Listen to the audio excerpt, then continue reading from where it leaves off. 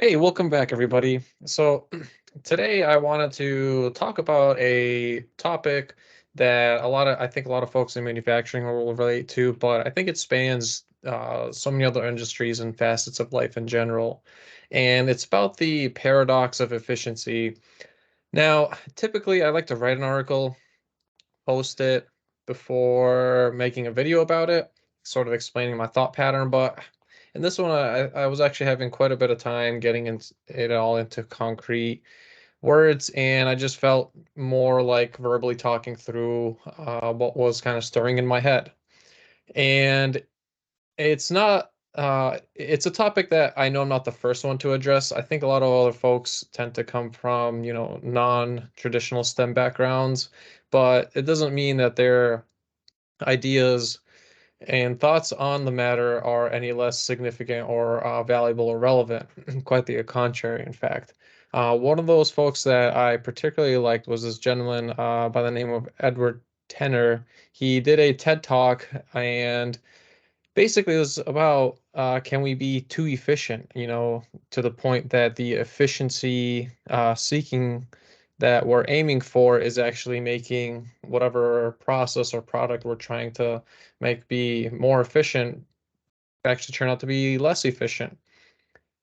It's hard to sort of wrap your mind around a seemingly ethereal topic like efficiency, but from a manufacturing perspective, essentially, when we talk about optimization and efficiency, we're trying to create something with as little raw materials and financial investment as possible, to do it as quickly as possible with as little defect as possible and a high quality as possible and a very fast throughput.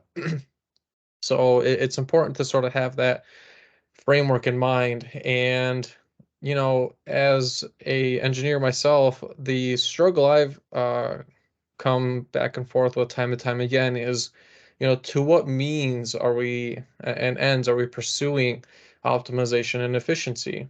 On one hand, it's very important that we optimize something so that it does in fact consume, less raw material, and that's a great thing for the environment because essentially we do not need to consume as much from the environment, less detrimental impact, but it doesn't necessarily capture the whole picture, right?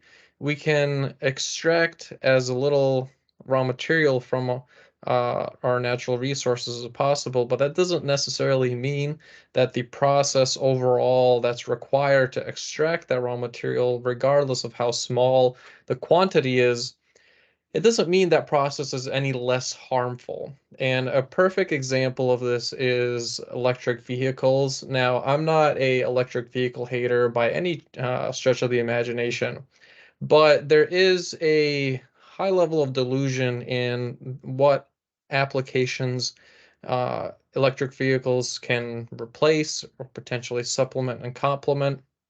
And I think to completely dig into the idea that every transportation vehicle will be purely electric is outright absurd for very empirically objective and indisputable engineering facts.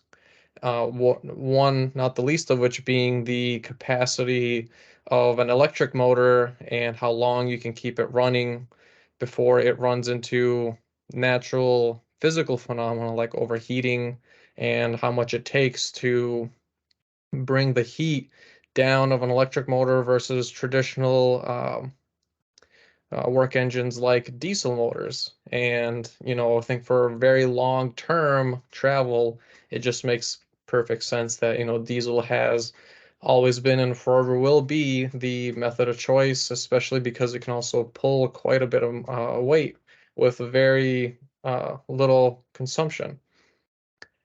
Now, the thing that I want to address here specifically, though, is it's great that we're pursuing um, this idea of being more efficient and optimizing things as best as possible. We want to consume less. But for what purpose specifically are we trying to consume less? Is it so we can then continue consuming more in other areas? Or is it simply that we just try to limit our consumption overall on an individual level, me and you, as well as on a systemic level, talking about, companies, governments, etc.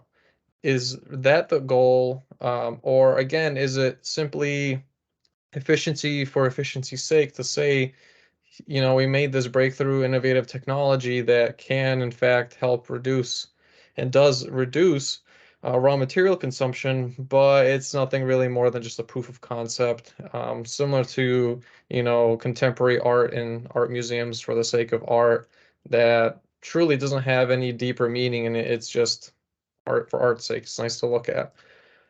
Now, as a scientist, I can't stop my analytical mind, but the thing that I keep harkening back to is the core values that drive us as human beings is so important in topics like this because personally, the road I see for pursuing efficiency is ultimately to reduce not only the consumption of the particular thing we're improving on to make more efficient, but overall reducing consumption in every facet of our life with the end goal to implementing a system of deliberate fasting, which allows us the ability to allow our natural environment to heal over time. Farmers do this. Great examples of this are naturally occurring in nature are forest fires where the uh, the the soil is then allowed a time to regrow into a fertile landscape from the devastation that the fire wiping out the natural ecosystem, but allowing a proper sort of de-shedding of its skin, similar to what a snake does, as a natural healing cycle for new things to grow. However, consumption for the sake of consumption, regardless of how, you know, efficient we are at consuming, it is not a sustainable approach. And what do I mean by that? Sustainable, in my definition, is you can't keep doing it forever. There are finite raw materials out there. And so it's important, again, to have this critical discourse of to what end are we pursuing optimization and efficiency? Is it so that we can continue consuming the things that we are already consuming at the same rate, since we're now able to destroy less of our environment, we can make it last longer? Or are we doing the pursuit of efficiency so we don't destroy as much of our natural environment, and we make deliberate conscious efforts to fast from uh, raw material consumption overall? What does this look like in manufacturing, you might ask? And a perfect example of this is in the production of textiles like clothing, commercial clothing that you and I wear.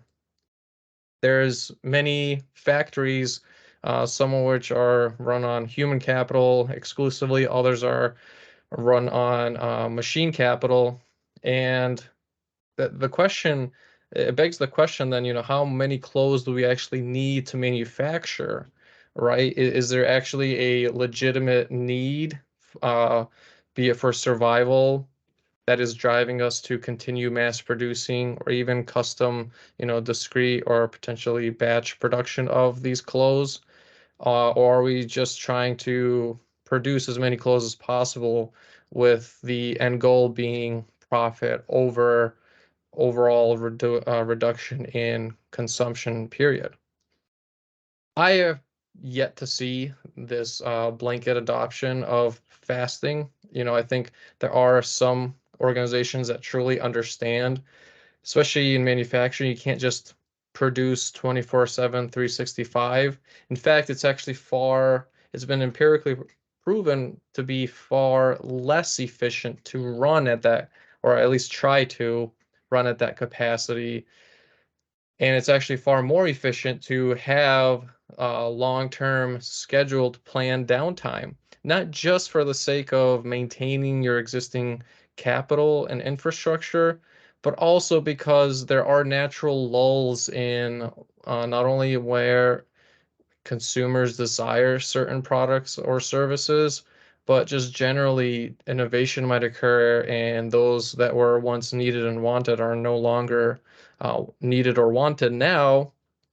Or overall, there's a more socially conscious effort to say, yes, we can make this thing and we can mass produce it, but look at the havoc it wreaks on our ecosystem. And essentially, continuing down this path of mass production is only going to serve in our creating our own self-destruction.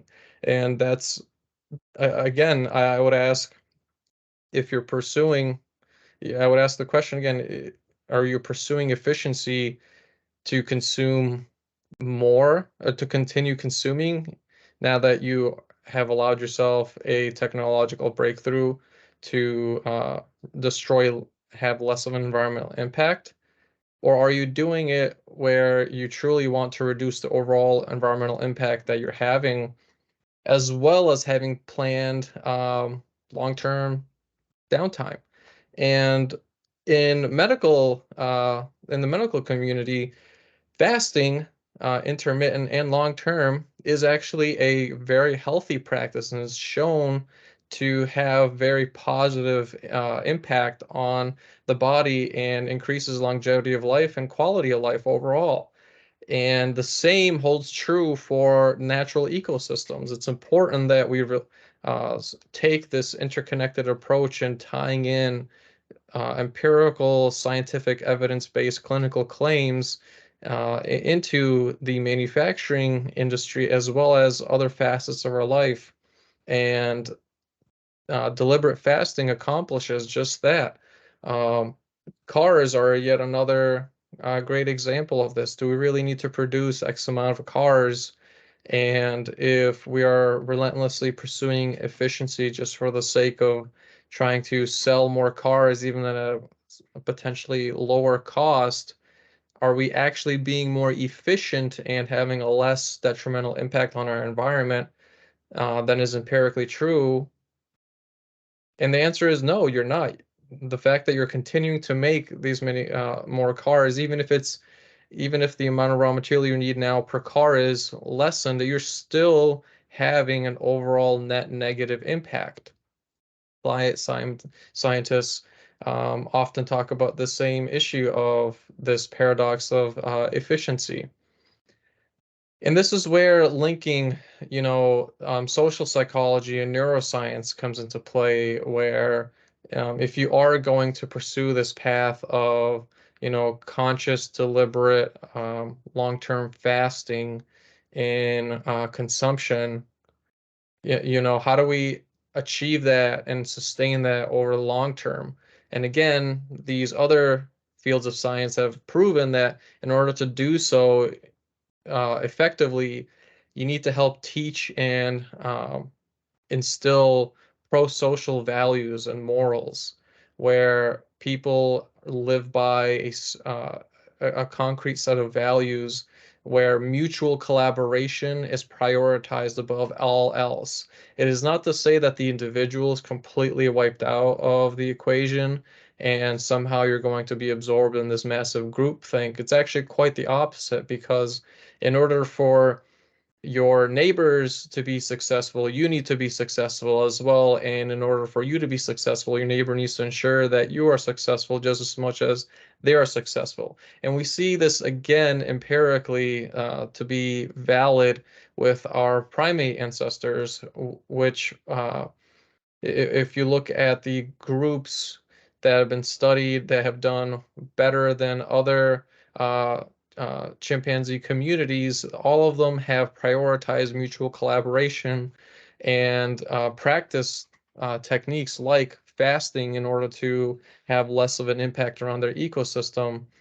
and they have been far better for it. They've been able to expand their numbers by all measurable metrics. They have been more successful, and it's something that we don't quite often relate in manufacturing, but it's very important that we recognize that efficiency just for the sake of efficiency, and efficiency just for the sake of being able to continue consuming, even though you're consuming, even though you're destroying the impact just that little less, not thanks to some technological innovation, are not sustainable.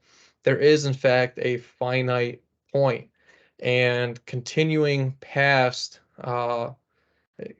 trying to continue past that point will only lead to assured self-destruction. And so I would hope that the next thing people naturally come to, the next question people naturally come to is, does it have to be this way, right? Does it have to be this way where we relentlessly pursue um, ongoing, continuing consumption, even though destroying the impact, we're destroying the environment just that much less because we've made a technological breakthrough? And the answer is no, it does not have to be this way. In fact, again, time and time again, we've seen empirically that factories that try to run, or even other businesses and other organizations like nonprofits that try to live by this motto of operate 24/7, 365, experience huge amounts of employee turnover, huge amounts of burnout, and actually are far less efficient than their counterparts who grant higher employee vacation time, other employee benefits like continuing education or paid maternity and paternity leave.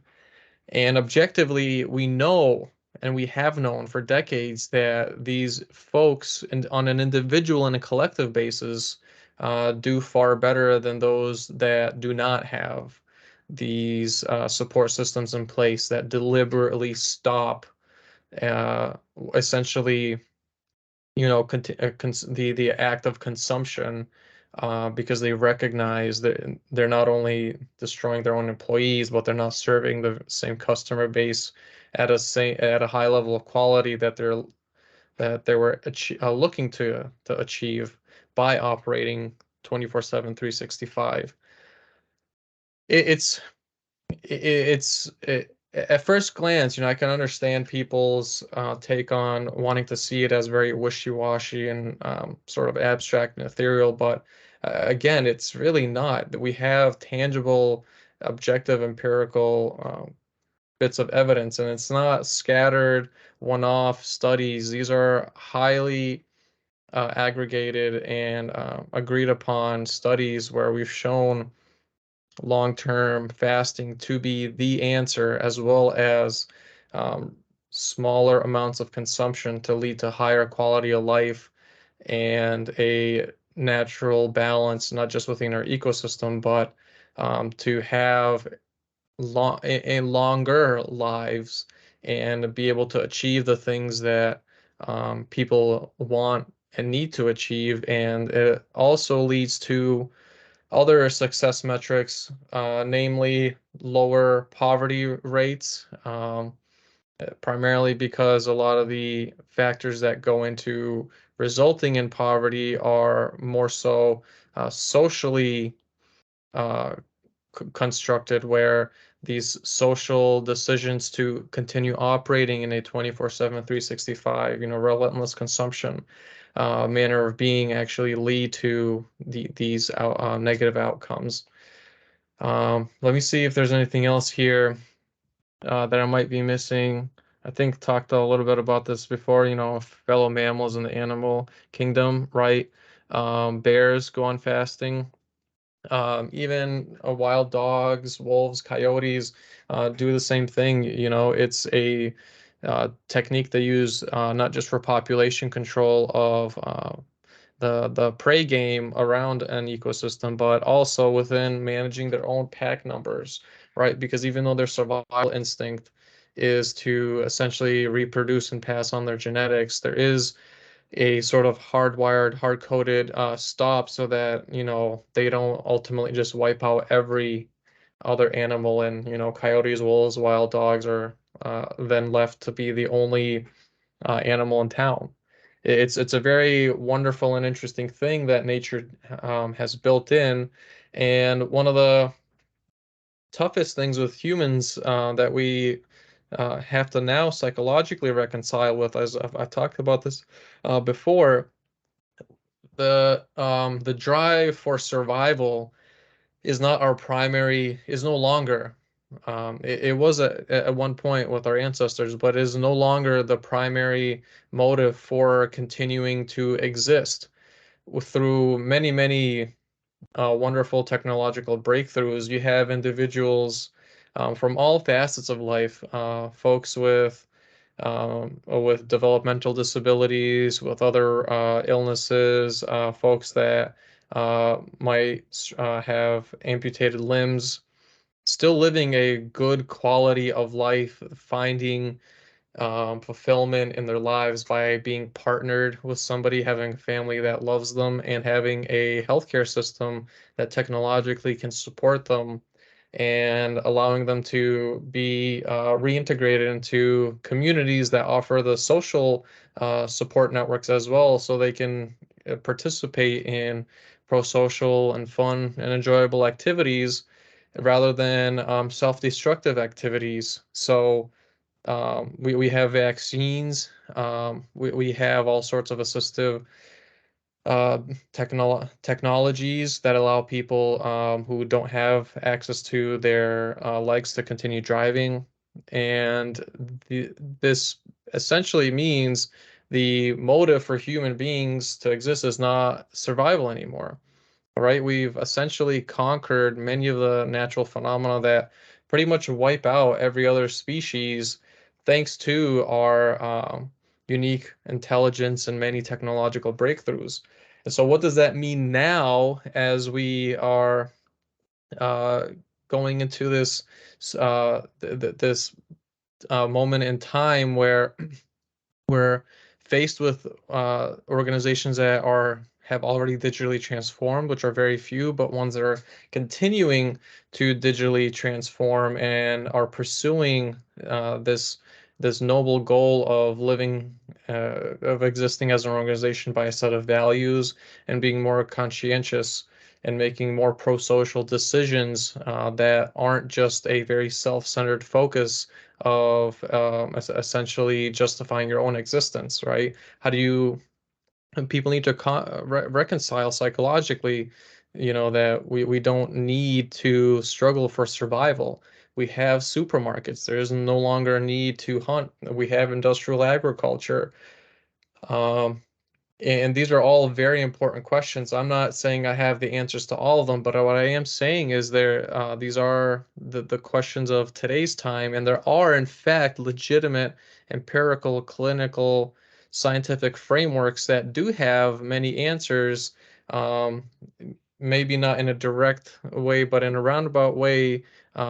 You're sort of able to, and I would say it's a good practice that you need to reach out to these other areas of science to essentially find, if not direct answers, proper, at least at the very least, proper empirical, evidence-based frameworks that help move you towards a more pro-social solution.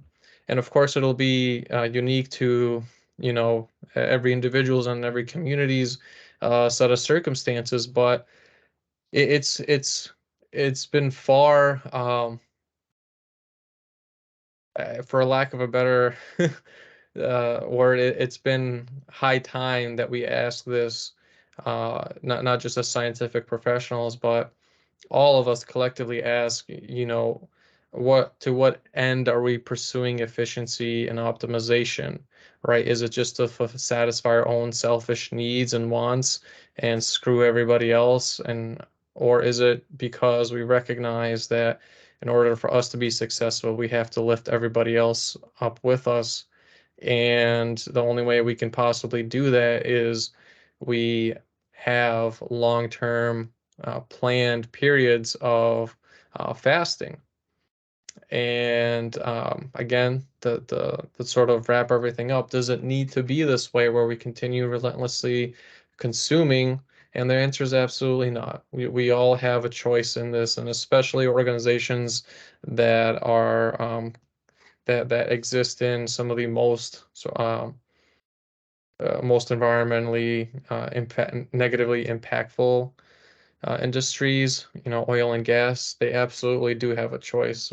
It will take a lot of collaboration. It will be an incredibly painful path to moving towards that more pro-social way of being, but it is worthwhile. Otherwise, the only other outcome, if we continue down this path, is assured mutual self-destruction. There is no two ways about it. So. Um, yeah, keep an eye out for this article. I really hope that you get something out of it. I hope this video is successful. And I'm thinking about doing more videos like this, to sort of explain my thought pattern about what was really going on at the time, and what piqued my interest in even creating a article about a certain topic. So, thanks again for tuning in. I'll see you next time. Bye-bye.